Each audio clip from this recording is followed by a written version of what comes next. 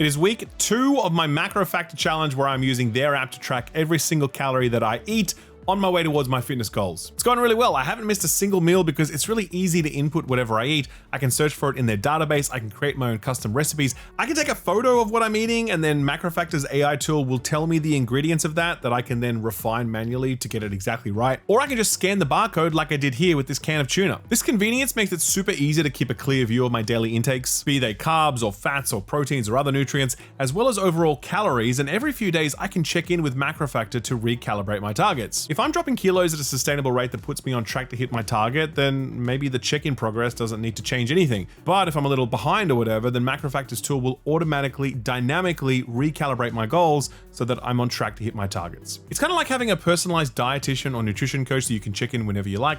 It's fantastic, and I'm already seeing results. Not ready to share them yet, but I'm happy. So far, so good, and I'm gonna keep going. And if you wanna join me on that challenge, then click the link below or search Macrofactor on the app or Google Play stores. Be sure to use offer code SKILLUP when signing up to get 14 days for free. That's offer code SKILLUP for 14 days free. Thanks Macrofactor for sponsoring the video, and now let's get to it. Gamers, happy Halloween to all who celebrate me. I'm going to be doing my celebration in Speranza since Arc Raiders just dropped, and I'm going to be spending my weekend getting ganked by other players and or robots, or probably just other players because that's how it goes in those games. Today marks the end of Brotober and with it the end of the major release schedule for 2025. We still have some big hitters like Call of Duty and Metroid 4 on the way, of course. The biggest games for the year are mostly out at this point. They're in the way for us to focus on our backlog or maybe even pick up some smaller titles like Luminous Arise, Possessors, and my frontrunner pick, Skate Story. Either way, I think we can already look back on 2025 as being a pretty good year for video games, something we'll no doubt be reminded of when the Game Awards airs in just 6 weeks' time. I won't be there in person, but I will be tuning in. Will Mind's Eye win Best Debut Indie Title? I can't reveal my sources, but I am reliably informed that the answer is no.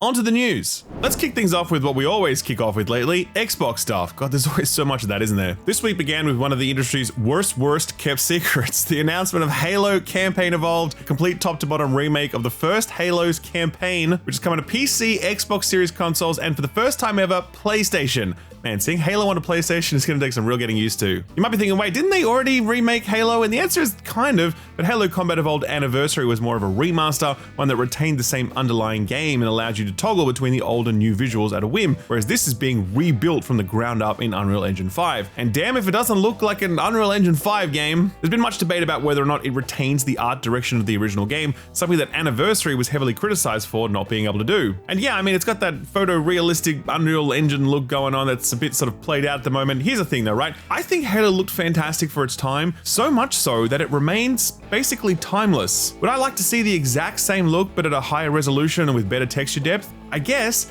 but I'm also open to another studio remixing things a little. I'm sure some things will be lost while others will be gained. I guess what I'm saying is, this game's already been released and ported and remastered so many times over the years. If a remake wants to put a bit of a spin on it to show something fresh, I'm okay with giving them a little rope to do that. The visuals aren't the only new thing either. There are going to be more skull modifiers, extra weapons brought over from the other Halo games, vehicle hijacking, which was only introduced in later entries, and you can sprint, which thankfully you can toggle off if you feel it's a step too far. There's also going to be all new content in the form of 3 new prequel missions featuring Chief and the absolute GOAT, Sergeant Johnson. Very much looking forward to that. And it'll be launching with local and online co-op day one. It's really great to hear since Halo Infinite only got co-op like a year after launch, and local split-screen co-op has been a feature sorely missing since Halo 4 back in 2012. Jesus, was that really 13 years ago? Seems like Xbox Studios have every intention of this being an entry point for newcomers to the series, as executive producer Damon Conn pointed out in a blog post, quote, "Starting here means that people that have never played the game before will be able to understand the story from the beginning, and that can help us chart a course forward with new Halo stories," end quote. Halo Studios community director Brian Gerard also made clear in an interview that Halo would be a multi-platform series going forward. Hell, he even wore a PlayStation t-shirt on stage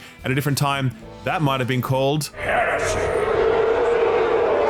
Many of the original developers behind Halo have weighed in on the announcement, some in favor of it, others not so much. Marcus Lido, Halo co-creator and designer of the Master Chief himself, had this to say, quote, "My honest impression of seeing the new Halo campaign evolved is this. I absolutely love where this is going. The game looks and feels genuine. It's gorgeous in a way I wish we could have built originally back in 2001. It warms my heart to see Halo Combat Evolved like this," end quote. Meanwhile, Jamie Grissomer, designer on Halo Combat Evolved and design lead for Halo 2 and 3, wasn't all too happy about it. Quote, "You aren't supposed to be able to take the Warthog up to steamroll the Hunters. I intentionally actually place rocks in the way so you had to fight them on foot. When you can just smash the crates out of the way, it wrecks the encounters. But I'm not sure what the point is of a remake anyway. Nostalgia question mark? A new generation of fans question mark? Occupying an enormous art team while you figure out what to do question mark? End quote. And you know what? It's a fair question, I think. If it is for nostalgia, Anniversary already exists. If it's for a new generation, isn't that basically what Halo Infinite was supposed to be? But that last point about being indicative of Halo Studios not really knowing what to do next, that feels especially insightful. While the studio adjusts to an entirely new game engine,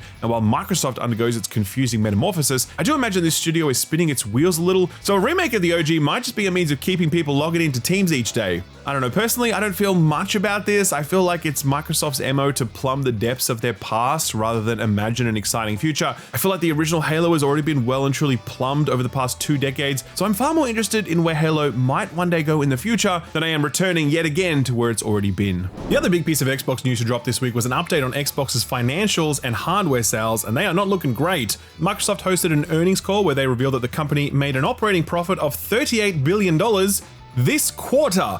Remember that figure the next time one of the executives talks about how necessary it is to lay off staff or raise the price of the dev kits. Specific to their gaming category, of which Xbox is a part, revenue decreased 2% compared to the previous period. Xbox content and services revenue grew by an inspiring 1%.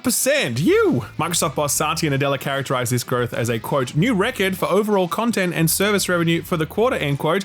And yeah, I guess 1% growth on a previous all-time high is still technically a new record, so he's got us there. These numbers are actually better looking for Xbox than they first appear, because buried in the detail was the reveal that Xbox profit margins increased by 11%, driven by the company's shift to a, quote, higher margin business, end quote. This very much lines up with recent Bloomberg reporting, which suggested that Microsoft leadership handed down a directive saying that Xbox needed to become a business operating at a 30% profit margin, where historically it had been sitting at around 20% in a good year. Such a massive increase in profitability would seem all but impossible for a business unit that is spending so much money manufacturing high-cost, low-margin hardware like video game consoles. But what if you weren't making consoles anymore, or just making significantly less of them? Then that margin target becomes a lot easier to hit. And wouldn't you know it, Microsoft also revealed that Xbox hardware sales are down 29%, and that's after multiple reporting periods where console sales were tumbling and tumbling. In case you thought the bleeding might stop soon, Microsoft CFO Amy Hood ominously warned, quote, hardware revenue should decline year over year, end quote. Obviously that's standard for most consoles as they reach the end of a generation, but it's hard to imagine that Microsoft has much interest in arresting this decline if profit margin is their goal.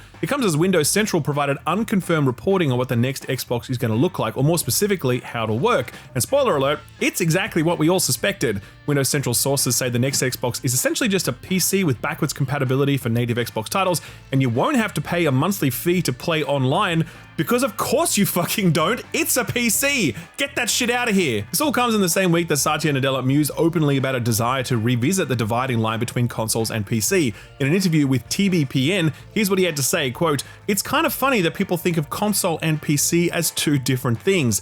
We built the console because we wanted to build a better PC, which could then perform for gaming. I kind of want to revisit some of that conventional wisdom. At the end of the day, console has an experience that is unparalleled. It delivers performance that is unparalleled. Not true. That pushes, I think, the system forward. I really look forward to the next console, end quote. So yeah, every single utterance from a Microsoft executive, every behind the scenes leak, and every logical leap all point to the next Xbox being a PC. So now we're just sitting around waiting for Microsoft to make it official. Probably won't happen anytime soon, mind you. But come late 2026, I wouldn't be surprised if Microsoft started getting a little more specific. Until then, look forward to more subtle hints and raised eyebrows, I guess. Speaking of Xbox, layoffs. Only this time, it's not them doing it, it's Amazon. This week, they announced they were cutting approximately 14,000 jobs, including, quote, significant role reductions, end quote, in its video game division. The company does plan to continue development on its cloud gaming service Luna and its strategy game March of the Giants, a new Tomb Raider game for Crystal Dynamics, and an unknown racing title, but their MMO projects are kaput. This news comes via Bloomberg, who reported on a company memo sent out by Steve Boom, Amazon's VP of Audio, Twitch, Games, and Microwave Programming. Quote, we have made the difficult decision to halt a significant amount of our first-party AAA game development work, specifically around MMOs within Amazon Game Studios, including making significant role reductions in our studios in Irvine and San Diego, as well as our central publishing team, end quote. In case you weren't aware, these studios are the ones primarily responsible for Amazon's MMORPG New World, or should I say, were, as it's now been confirmed that the game won't be getting any more new content content and will be going on life support. Shortly after the news of these layoffs, a post appeared on the game's website simply titled "An Update on New World," indicating that support for the game would cease immediately. Quote, "After 4 years of steady content updates and a major new console release, we've reached a point where it's no longer sustainable to continue supporting the game with new content updates. The recently launched Season 10 and Nighthaven update will serve as the final content release for New World on PC and consoles. In the coming weeks, we will provide more details on what to expect and other essential information. Rest assured, our intention is to keep servers operating through 2026, allowing our community to continue their adventures in Eternum," end quote. In the FAQ at the bottom of the post, the studio indicated that as of right now, you can still purchase the game and its premium currency, noting that premium currency is non-refundable, but you can reach out to your platform's customer support page for a refund if you had recently picked the game up. However, not long after this post, New World on Steam had been delisted from sale, replacing its gallery with just a single image of the announcement. It seems like things are moving very quickly, and I can't imagine it'll be very long before New World is completely shut down, unless of course the IP gets bought out by a publisher or a studio willing to maintain it, though I think that is highly unlikely. This news is all quite shocking, to be honest. New World released just 4 years ago and accrued more than 900,000 concurrent players at launch, making it one of the highest concurrent Steam player counts ever recorded. Of course, the population fell off quickly after that owing to a lack of endgame, and the studio then spent the following years scrambling to build one, but eventually they did get there. The Rise of the Angry Earth expansion showed much promise for the future, leading to the game's re-release as New World Eternum, which was similarly well received for its new tutorial experience, its revamped quest, and its abundance of endgame content. And then there was the recent Nighthaven update that released just a couple of weeks ago. It introduced a gothic Castlevania-inspired zone, new story, endgame PvE content, and an overhaul to its itemization. A free update, I might add, that was basically on the level of a full expansion. It drew a lot of attention to the game, so much so that it ignited something of a resurgence, resulting in a higher peak player count than it had seen since this time last year. By all accounts, things were looking really up for New World. Amazon doesn't seem to care too much about that though, hence the unceremonious shutdown. New World was by no means a perfect MMO, but it was a genuinely one-of-a-kind experience with its visual, sound design, and its action combat. In fact, it was the only decent MMO to be released in the last decade. So yeah, it absolutely blows to see it come crashing down just as it was finding its footing. This game, its community, and its developers certainly deserve better. Here's an interesting story that's sure to upset anyone who invested all their 401k in Counter-Strike knife skins. A recent update to Counter-Strike 2 has caused an enormous crash in value for many in-game knife and glove skins, resulting in a roughly $1.7 billion loss for collectors and traders. So how exactly does this happen? Well, the update expanded the functionality of something called the trade-up contract, which would now allow players to exchange 5 covert items for 1 knife or glove skin in a provided collection. Covert items are actually the highest rarity of skin you can get from CS2 cases, however they're much more common than the most sought after knife and glove skins. As you can imagine, this change caused a massive shift in the CS2 economy, previously cheap covert items skyrocketing in price and the value of the most expensive skins to crash. To get a better idea of just how huge this is, according to skin price tracker Price Empire, the total market cap for Counter-Strike 2 peaked at $6 billion on the 18th of October. Following the update, it's now plummeted to just $3 billion. Price Empire marketing manager Ethan McDonald had this to say when speaking to Bloomberg, quote, "This was a complete shock to the community. This completely changes the supply of Counter-Strike's most sought after and expensive tier of items," end quote. So that's pretty crazy, but for me, it also just brought attention to the fact that there's this entire gambling-fueled trading system that flies under the radar, since Valve is this benevolent dictator and they generally present as a fairly small target in most other instances. We give so much shit to gacha games, pay-to-win mechanics, and overly priced cash shops, and rightfully so, but what Valve facilitates here in Counter-Strike is just as bad and way bigger in scale if these market caps are to be believed. As for those who were significantly disadvantaged by this recent change, I don't know how I should feel about that. Sympathy, maybe indifference a little bit. I mean, I feel bad for the people who lost money, obviously, but if you're investing in knife skins, then I feel like you're kind of building your house on sand. Reminds me of that legendary tweet at the height of the NFT craze. "All my apes gone. Rip apes and rip knife skins." Tech got bored of NFTs a while back and quickly pivoted to AI, and boy oh boy has that been going great for everyone. Just ask anyone who works in a corporate job and has to sit through corpo training about how they need to cram AI into every aspect of their workflow so they can make it easier to eventually get made redundant. Case in point, EA have just struck a partnership with Stability AI, a developer known for their text-to-image stable diffusion AI model, as well as editing tools and media generation for businesses. According to EA, the partnership will be to, quote, "co-develop transformative AI models, tools, and workflows that empower our artists, designers, and developers to reimagine how content is built. Among the first initiatives of this collaboration will be to accelerate the creation of physically based rendering materials through the development of new artist-driven workflows, for example, tools that generate 2D textures that maintain exact color and light accuracy across any environment. Beyond individual assets, the partnership explores AI systems that can pre-visualize entire 3D environments from a series of intentional prompts, allowing artists to creatively direct the generation of game content, end quote. And look, I totally get developers using AI tools to aid their creative process, to cut down on tedium and allow them to output more great stuff. That isn't the end game for corporations like EA. They don't want more productive artists.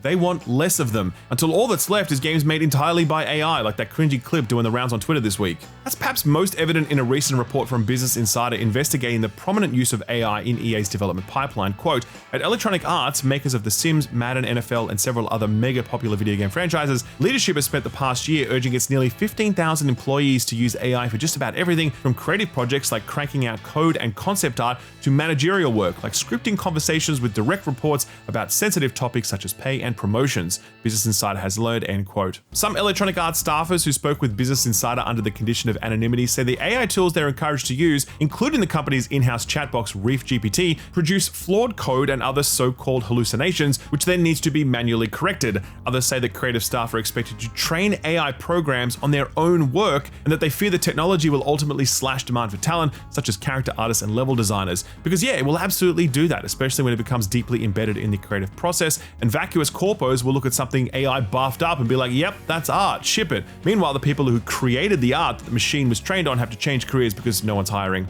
Interestingly, this same week, Xbox head Phil Spencer voiced a more hands-off approach, instead leaving the choice to use AI up to the individual teams. Speaking at the Paley International Council Summit, he said, quote, creative teams will use tools that make their jobs easier when it makes their jobs easier, and any top-down mandate that thou must use a certain tool is not really a path to success, end quote. It's a funny quote given that Microsoft have reportedly forced all of their staff to use AI in their workflow in some way or another, so maybe Phil should pass that message along to his boss. Truthfully, I do have a nuanced view of AI in the sense that obviously it has some utility in certain areas, but just as EA boss Andy Wilson once proudly proclaimed that NFTs were the future of Electronic Arts, so too will the executive class flock to this new tech with destructive zeal, ignoring the importance of creatives in the creative process because that is the most instinctive of all executive reflexes. We've seen a huge wave of layoffs these past few years in the gaming industry, and as AI tools advance, I expect we'll see still yet more. Kinda makes me long for the simpler days of NFTs. At least we could have some fun with that.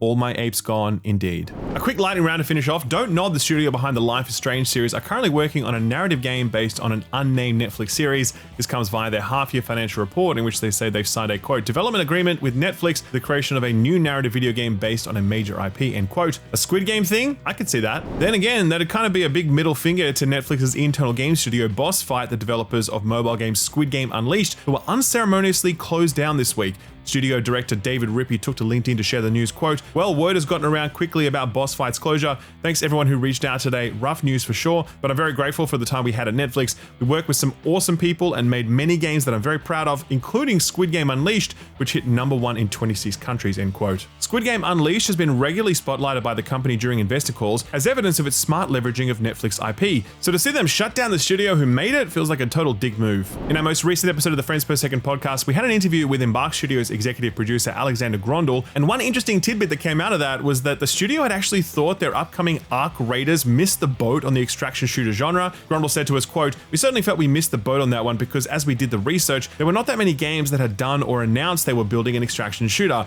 We've taken a long time on Ark Raiders. I know it doesn't feel like that for people who are looking at the market. There are a lot of extraction shooters now, but back then there really wasn't. We felt like there was an opportunity to be an early entrant to the market and a little bit of a different one from the ones that were out there, end quote. We also asked him how he felt about Marathon, given it too will be directly competing with Ark Raiders soon enough. And he said, quote, there is room for both of these games. They will certainly have their own strengths and weaknesses, and they'll have their own communities. I hope they can both thrive, end quote. Fair enough, but I'm sure he's hoping that Ark Raiders thrives a little more. Some sales milestones now. The viral sensation for this week is co-op road trip sim RV There Yet, which appeared out of seemingly nowhere and has garnered a whopping 1.2 million sales in under 1 week, with over 100,000 peak concurrent players on Steam at the time of writing. Remarkably, it was made in just 3 months, and it wasn't even the main project of developer Nuggets Entertainment. They actually been working on a creature collecting live sim game called Among the Wild for years now, and RV There Yet was just a little side thing that began its life as a game jam project. Community manager Jace Varslet attributes the viral success to TikTokers who helped the game take off before the studio even had assets or social media or any real promotion.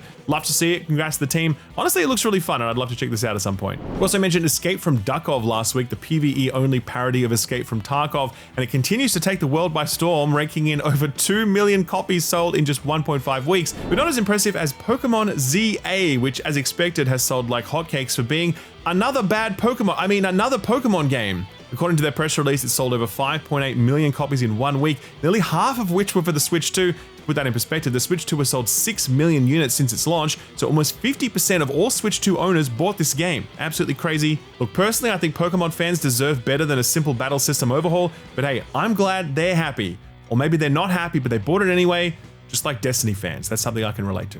Hey, are you enjoying the show but want more news, more features, more previews and reviews, and absolutely zero ads? Well, check out thisweekinvideogames.com. It's our website. We're very proud of it, and it's packed full of well-written, ad-free, exclusive content like, for example, a review of the recently released Fellowship, which also includes a snippet from an interview that Austin did with the development team. Get weekly newsletters delivering the latest news directly to your inbox, plus expert columns and op-eds and so much more when you sign up either for free or as a paid supporter. This is actually the very last week that the founding membership will be available, forever locking in your subscription price so that it will never ever be raised. Plus, we're looking to add some ways to recognize and say thank you to our founders with future updates and features. So get that founders membership this week before it's gone forever by signing up over at thisweekinvideogames.com. And now, back to the video. So what got announced or delayed this week? Look, I'm not gonna lie, the biggest announcement for this week was a brand new Bluey game. It's called Bluey's Quest for the Gold Pen. And if you've seen the show, this one takes place in the fantasy world they drew in one episode, so expect lots of kid-style art. The last Bluey game was admittedly not great. Ed apparently had to endure it start to finish multiple times. This one is actually being developed by an Australian developer who's actually based in Brisbane, where the show is set. You might know Half Brick for making Fruit Ninja. Yeah, they're doing this one. It's a top-down narrative adventure. It's coming out on December 11th for mobile, with console ports coming in 2026. Also, apparently they made it so they could fit the full game onto a Switch 2 cart, and here AAA publishers are telling us it's just not possible. A couple of interesting looking new games were also announced. One is called Project Tau, and I hate to say it's Black Myth Wukong but Korean, but that's kind of it. It's a AAA cinematic action RPG based on Korean mythology, developed by a new outfit based in Korea, PC and PS5 for this one. Silver Pines also looks kind of interesting. This is a Metroidvania set in a Twin Peaks-esque town. But I guess imagine if Alan Wake were a 2D game. This one's being published by Team 17, who usually have a good eye. This one's slated for 2026 for all platforms. Quite a few release dates last week too. Assassin's Creed Shadows is coming to Switch 2 on December 2nd, along with Blumhouse's psychedelic horror game Sleep Awake. Skyfaring co-op action RPG Cloudheim is hitting early access on November 4th, and the 1930s FPS Mouse PI for Hire releases on March 19th next year, aka my birthday. Also a shout out to Over the Hill, the next retro driving game from Art of Rally developers Fun Selector. They announced console versions, that one's slated for 2026. One notable delay announcement from last week, and that's the Switch 2 version of Elden Ring. FromSoft put out a post on Twitter saying they're pushing this version back until 2026 to tune its technical performance. And yeah, if you've managed to get your hands on the demo build for this one, you will not be remotely surprised to hear that. And finally, one cancellation for those of you who are big fans of both Vampire the Masquerade and Battle Royale games. Yep, all three of you. Blood Hunt, the free-to-play game that mixed both of those things, which was developed by Exoborn developers Shark Mob, was actually pretty well received and had a not insignificant player base when it released back in 2022. Their player base has been dwindling ever since, however, and they've now decided to shut down the servers on the 28th of April next year. Canceling a vampire game? You might say that sucks. So what came out last week? Well, the big one was Obsidian's The Outer Worlds 2. It's managed a strong 81 on OpenCritic, with the sentiment being that, yeah, it's actually pretty damn good. The phrase bigger and better tended to get thrown around a lot. Lots of scores right on that average, like Eurogamer, which scored it 4 out of 5 stars. They're a bit more reserved in the way they actually spoke about it though, saying, quote, "At its worst, this is a sequel that slips into the same comfort zone as the original, inoffensive, breezy, but also not necessarily all that memorable. When the worst on offer is pretty good and unobjectionable, that seems like a win of sorts all the same." While this is an issue shared with the first game, where the sequel excels is in getting out of this zone more often and more effortlessly. That's thanks to a more refined experience at every turn. Companions, shooting, movement, role-playing, the branch of the narrative, it's all better, end quote. I actually really echo that sentiment. I'm about halfway through the game right now, and I'm finding myself pleasantly surprised by how much of a step up this is, though I'll admit that the writing isn't grabbing me in the same way the first one did. The deeper RPG mechanics, enhanced exploration, and stronger gunplay all make me feel really excited to jump back in whenever I get the chance. Feels like Obsidian have pulled it off, but I'll reserve final judgment until I've rolled credits, which should be soon. Another crowd-pleasing sequel from last week was Escape Simulator 2, which also seems to have managed a bigger and better effort. A strong 83 on OpenCritic for this one. The 6 Axes slapped an 8 out of 10 on it, saying, quote, "Escape Simulator 2 is a great sequel and an easy recommend for puzzle game and escape room aficionados. There's some rough edges, the environments are great, the puzzle's satisfying, it's fun to share with others, and there's bags of potential for DLC and fan creations," end quote. One game we missed last week was the new one from Annapurna called Bounty Star. This is the mech action / base building and farming game that also came with a story about overcoming grief. Bit of a spread on that one. It's landed at a fair 70, me, with some issues taken with the repetitive gameplay loop, but isn't that what life sims are all about? IGN was more taken with this one than most, the story resonating particularly hard with their reviewer. Landing at an 8 out of 10, they wrote, quote, "Bounty Star is a simple game. You would never mistake it for something with a ton of money behind it, though the writing and voice acting are excellent. There were times it frustrated me, such as when it locked story progression behind building an engine I couldn't afford. It crashed on me a few times. It can be repetitive. I'm not sure I care about much of that, but it was part of my experience. But I did care about Clem, about her story, the people she loved and who loved her in return. This town takes in all kinds. I wanted to help rebuild her life, and that saw me through," end quote. So what's coming out this week? Well, in very good news for me, games media and content creators, as well as people who just buy new games to add to their ever-increasing backlog, it's starting to get quiet again after an absolutely insane October. On Tuesday, 4th of November, it's a big day for people who like strategy games and spreadsheets though, with a triple threat starting with Football Manager 2026. This insanely popular annual franchise for people who love soccer, and Microsoft Excel cancelled last year's edition on account of them moving the whole game to Unity and revamping everything. That decision was made hopefully for the better, but some of the early discussion around the game based on a quote advanced access beta test is not sounding too encouraging, with a lot of flack thrown at its revamped UI, something which seems to have been changed to better suit controllers. Yes, that old chestnut who poured water on Civ 7's launch release earlier this year, and it's looking to do the same again. Anyway, we'll see how all this shakes out when reviews come in. Football Manager 26 will be available on all platforms. One publisher who's had a pretty bad run of it lately is Paradox, but one of their flagship series is dropping a new entry on Tuesday. It's Europa Universalis 5, a grand strategy game that spans centuries of European history and is one of the franchises that put Paradox on the map. They ever needed a win to get them back up in high spirits after all that mess with City Skylines 2 and Vampire the Masquerade Bloodlines 2. It's either this or Crusader King, so good luck to them. We'll check back in on this one next week too. PC only for this one, obviously. A little strategy game from Australia now. Greenheart Games is the team that put out Game Dev Tycoon all the way back in 2013, which seemed to have done really well for them. And in the decades since, they've been working on a new one called Tavern Keeper. It's a highly intricate strategy and management game about building and running your own tavern in a fantasy world. There's also a narrative component to it, as adventurers and creatures of all sorts patronize your establishment, and it seems like it's in great shape based on the demo. PC only for this one too, also out on Tuesday. Quick mention of Age of Empires 4 to round out the strategy game Tuesday, which comes out on PS5 that day to further Microsoft's plans to sell any and everything on PlayStation. Also coming out that day on PS5 and Xbox consoles is a port for 1000 Times Resist, the sci-fi narrative game from 2024 that hit really hard for a lot of people and picked up a Peabody Award for its storytelling. Moving on to Wednesday, Sega's finally released its free-to-play party game Sonic Rumble around the world. This one's been in a soft launch on mobile in some territories for a while, but they've done quite a bit of tweaking in that time. Imagine Fall Guys, but every character is actually agile and could run fast, and you kind of get the idea. It's definitely designed as a mobile game for iOS and Android, but it's coming to Steam too. Yes, you wanted to trance everyone with a keyboard and mouse to feel good about yourself. Moving on to Thursday, November 6th, the big one for the day is of course a brand new Zelda game. That's right, Hyrule Warriors Age of Imprisonment, the Dynasty Warriors spin-off I know you all love. No, seriously though, I understand why people are a bit sus on these games because they all seem kind of mindless, but Koei Tecmo have actually done some really good stuff with the spin-off version of these. The Persona 5 one integrated some of the JRPG stuff really well, and Hyrule Warriors have done a pretty cool job of fleshing out some of the narrative of these games and kitting out some of the supporting cast with really cool ability sets. This one's only on Switch 2 though, so fingers crossed this one might actually run a little better than the previous Hyrule Warriors, because that ran terribly. Also joining Zelda and Friends on Thursday is another Band of Warrior friends in Unbeatable. This was our radar pick for last week, the rhythm action game with an optional narrative adventure component wrapped up in an absolutely sick 2000s aesthetic and soundtrack. This one will be available for all platforms bar Switch. The last one for Thursday is a bit of a niche one, but it's one that I'm sure its cult following is definitely looking forward to. Siberia Remastered. So when the 2000s hit and adventure games started dying out in the US and other English-speaking markets because people in Seuss didn't think they would sell anymore, developers in Europe were like, nah man, you're crazy, and they kept pumping them out. One of the bigger ones was Siberia, which spawned a bunch of sequels. French publisher Macrofactor has slowly been doing the work to remaster titles from this era, and this is their latest. Hope it turns out alright. We'll check back in next week. Speaking about games from a long time ago, here's one we first saw like 10 years ago, which has suddenly popped back up out of absolutely nowhere, so put this on your radar.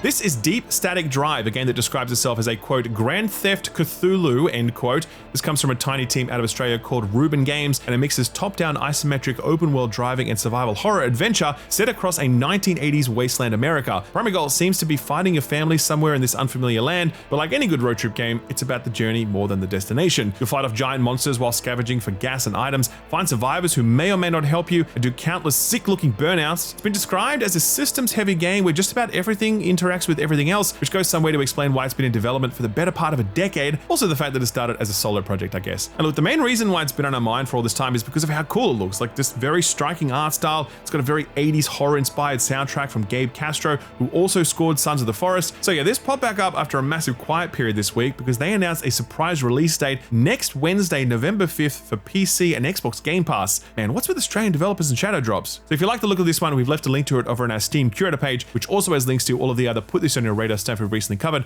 I'll leave a link to all of that below the like button. Our feel-good story for the week is a little more concerning than feel-good, if I'm being honest. It comes courtesy of Automaton, who are regular reporters on the crazy things that the Japanese get up to. This time it involves something rather traditional, marriage, to something a little less traditional. Characters from the hit video game series Like a Dragon. You might recall that a while ago, Sega hosted a weird sort of funeral event for dead Like a Dragon characters where you could go to pay your respects. But this event takes things to a whole new level. Sega is inviting a select group of people to a marriage ceremony where you can go and stand next to a cardboard cutout of your favorite Like a Dragon character so you can marry them and take photos. They even have marriage certificates that you can purchase, clearly labeled as merchandise. And best of all, a very small number of people will have the chance to spend $1,000 on a special deluxe package, including hair, makeup, and the chance to invite 10 of your friends to watch the ceremony. If my friend ever said to me, hey man, I'm marrying a Like a Dragon character this weekend, did you want to come along? I would be like, fuck yeah man, let's go. Can you imagine how good the karaoke would be at the wedding reception?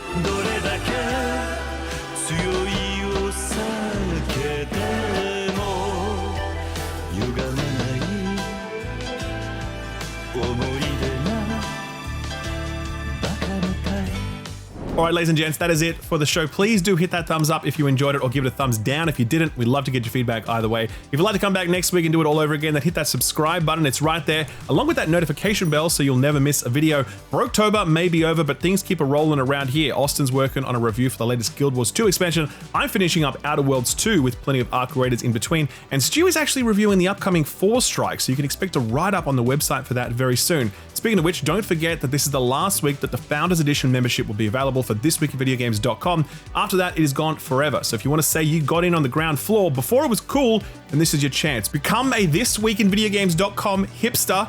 I don't even know if we're allowed to use that word anymore. I think it's just been stricken from the general lexicon. Either way, I'm done. Thanks again for watching, and I'll see you next week. Bye-bye.